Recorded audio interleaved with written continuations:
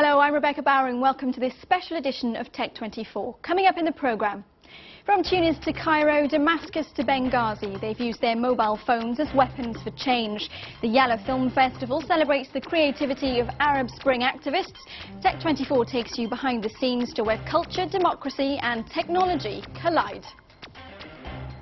In Arabic, Yallah is a rallying cry meaning let's go. It's also the name of a unique film festival based here in Paris. Now, the idea behind the venture is to be a space on the internet where pro-democracy activists such as young filmmakers can share their stories and experiences of the Arab awakening.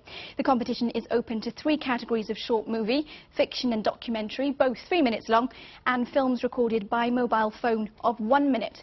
Let's get more information on what it's all about from the event organizer, Bruno Smadja. Yallah Film Festival is born from 2 points of view.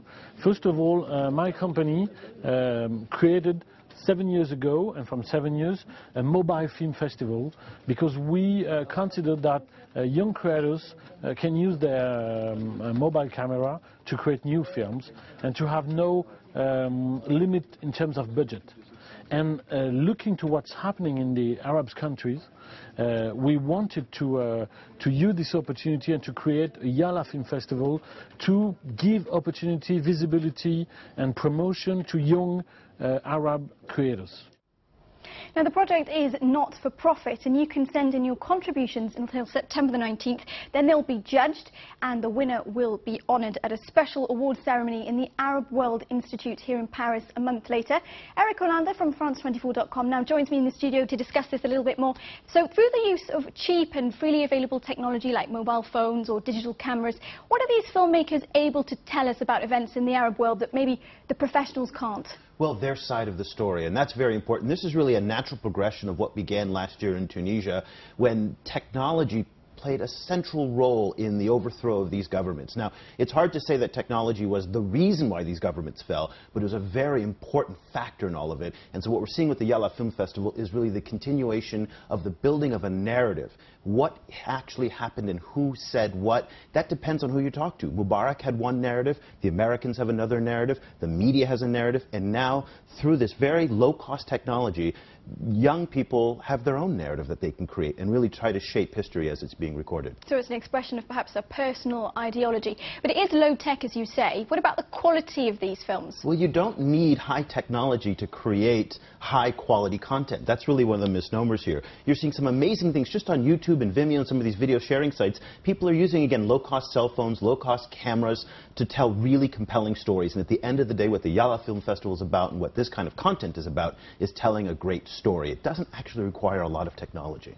Let's take a look now at one of the clips that's been submitted. It's based in Morocco and was filmed by Ghassan El Hakim.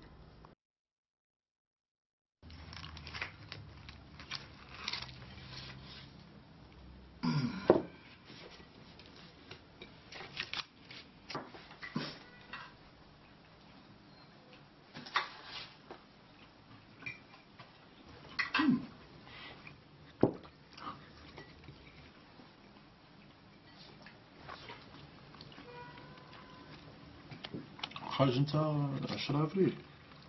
خرج. خرج. انت؟ ما خرج.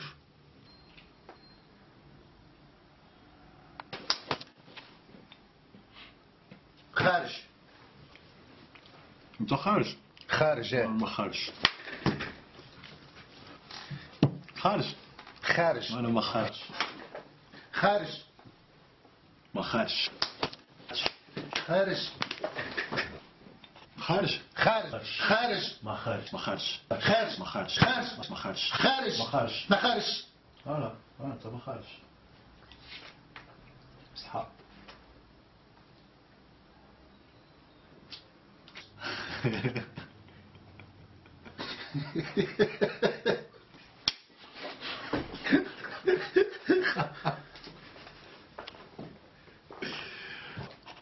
ما خارجينش وما مفكينش. So Eric, that's quite a good example of what we've been talking about, sort of low-key technologies used. A very compelling exchange, though. How would they have made that film? Well, clearly this wasn't done on a big budget. I mean, obviously the lighting and the sound didn't have anything what you're used to seeing on normal television. But that doesn't matter, because it's the story that's so important, the interaction between those two characters, which was so important, the dialogue between those two characters. So my guess is that was probably done on a simple, digital video camera, maybe even a cell phone. An iPhone has HD video capabilities.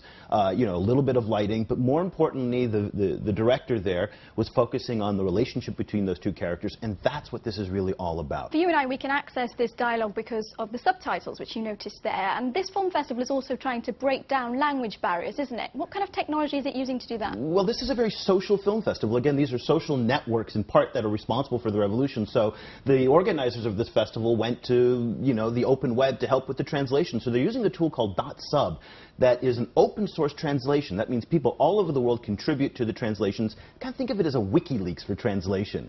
And so in this case there was English, but they're starting to put Mandarin Chinese in, there's Spanish in there as well. And so that's another neat functionality of this, because a big part of this festival, which again I really like, is the fact that you can share all of this across languages, across cultures, across platforms too. Isn't privacy an issue here, given the very sort of delicate subject matter? I mean, how is the festival trying to conceal people's identities? And in fact, if you're a contributor to this, what dangers might you face recording, documenting what's going on in Arab countries? Well, there is a dark side right now, and there's no doubt, and this is getting actually worse, as we're seeing in Syria, where the government is going to great lengths now to, torture people for Facebook accounts and to follow those networks around. So there are some grave consequences for people in certain countries who try and tell these kinds of stories. Now, the organizers in Bruno and at Yallah, they say that you can submit a film anonymously. So you don't have to, identify your location, your name, your age, or anything like that. That by itself does not protect you, though. Simply uploading a video from a certain country can also reveal your identity, what computer you used, what networks you used to do that. So one has to be very, very careful in this day and age, depending on what country you are, in terms of how you access festivals like this and how much publicity and privacy you want to give up. Thanks as ever for being with us, Eric Olander, and thank you to you for watching this edition of Tech24. A reminder, of course, if you do have a short film that you've made about goings-on in the Arab world, then please do submit it to the Yallah Film Festival. You have until September the 19th, and the address is www.yallahfilmfestival.com, all one word. Also, a reminder to find us, of course, on the social network, facebook.com/tech24. It's there in English and in French. Eric's Twitter feed as well is definitely worth checking out at EricF24, or you can follow me tweeting about many things, including what's going on in the tech world. My address is @rbowringjourno. We leave you now with the anthem of Tahrir Square. What better way to end this programme when the Egyptian singer Amir Eid turned his camera on the nexus point of the Egyptian revolution back in February. He never would have dreamed that it would have been seen by over 1 million people on Facebook by now. Well, it's made in solidarity with the protesters, and it's called The Voice of Freedom. It's become, in fact, the theme tune of each new pro-democracy rally taking place, not just in Cairo, but across the whole country. So we'll leave you with that. Stay with us on France 24, and we'll see you again next week on Tech24.